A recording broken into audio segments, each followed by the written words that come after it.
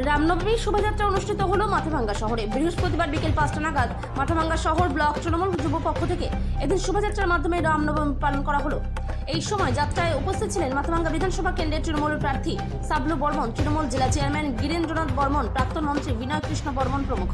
এদিন মাথাভাঙ্গা মদনমোহন বাড়ি থেকে এই শোভাযাত্রা বের হয়ে সারা শহর পরিক্রমা করে। এদিন প্রথমে মদনমোহন বাড়িতে রাম মন্দিরে পুজো দেন এবং পুজো শেষে এই শোভাযাত্রা শহর পরিক্রমা করে। এই শোভাযাত্রায় ডিজে সহ প্রচুর মানুষ অংশ নেন। মাথাভাঙ্গা থেকে উৎপল অধিকারীর রিপোর্ট, বিগ নিউজ বাংলা। আজকে রামচন্দ্র ভারতবর্ষের সমস্ত মানুষের দেবতা।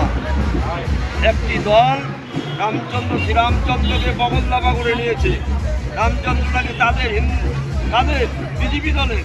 তাই আমরা রামচন্দ্রর সার্বজনীন করার জন্য তৃণমূল কংগ্রেস রামনবমী উৎসব আমরা পালন করছি।